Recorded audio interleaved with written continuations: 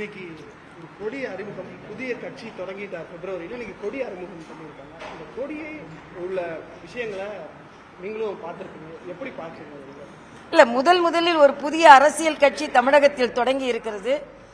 அதற்கு நான் முதலில் எனது வாழ்த்துக்களை தெரிவித்துக் கொள்கிறேன். யார் வேண்டுமானாலும் பொதுமக்களின் சேவைக்கு வரலாம். ஆக சேவைக்கு வரும் தம்பி விஜய்க்கு எனது மனமார்ந்த வாழ்த்துக்களை தெரிவித்துக் கொள்கிறேன். ஆனால் அந்த சேவை பொதுமக்களுக்கு முழுமையாக இருக்க வேண்டும் என்பதுதான் எனது ஆசை. கொடியை பொறுத்த மட்டில் ஒரு கொடியை அறிமுகப்படுத்தி இருக்கிறார்கள், அதற்கான பாடலை அறிமுகப்படுத்தி இருக்கிறார்கள். அந்த கொடி என்னை பொறுத்த வரைக்கும் மங்களகரமாக இருக்கிறது, மஞ்சளும் குங்குமமாக எனக்கு தோன்றுகிறது. அதனால் நல்ல கொடிதான். இப்பொழுதே அதற்கு விமர்சனங்களும் வர ஆரம்பித்து விட்டன. அதில் உள்ள யானை பற்றி விமர்சனம், அதில் உள்ள பூவை பற்றிய விமர்சனம். ஆக கொடி ஏறும் போதே விமர்சனமும் ஏறிக்கொண்டிருப்பது ஒரு ஆரோக்கியமான அரசியல் தான்.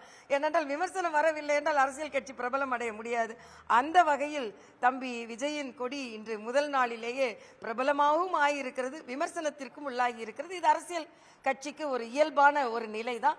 எது எப்படி இருந்தாலும் ஒரு புதிய சக்தி தமிழகத்திற்குள் மக்கள் சேவைக்கு என்று வரும்பொழுது எனது மனமார்ந்த வாழ்த்துக்களை தெரிவித்துக் கொள்கிறேன். அவரின் பாதை மக்களுக்கு சேவை செய்யும் பாதையாக இருக்க வேண்டும் என்று எனது ஆசையை நான் தெரிவித்துக் கொள்கிறேன். சமூக நீதி, தமிழர்கள் நலம், இதெல்லாமே உறுதிமொழியாகவும் ஏற்றிருக்கிறாங்க. அதை எப்படி? இல்லை, இது புதிதாக ஒரு கட்சி ஆரம்பிக்கும் பொழுது எல்லாவற்றையும் நாம் ஒட்டுமொத்தமாக மக்களுக்கு தெரிவித்து விட வேண்டும் என்ற ஒரு ஆசை இருக்கும். அதை வைத்துதான் அவர்கள் உறுதிமொழி எடுத்திருக்கிறார்கள். அந்த உறுதிமொழியின் சார்பில் அவர்கள் நின்று பணியாற்றினால் நான் மகிழ்வேன் என்பதுதான் எனது கருத்து. ஏனென்றால் சில நேரங்களில் சில கட்சிகள் ஆரம்பிக்கும் பொழுது ஒரு ஆரம்பமாகவும் அது பயணிக்கும் பொழுது வேறு வித பயணமாகவும் இருக்கிறது. அப்படி இல்லாமல் தம்பி விஜய் அவர்கள், இன்னும் சொல்லப்போனால் இன்று காலை நானே இன்னும் கொஞ்சம் அரசியல் கருத்துக்களை எதிர்பார்த்தேன்.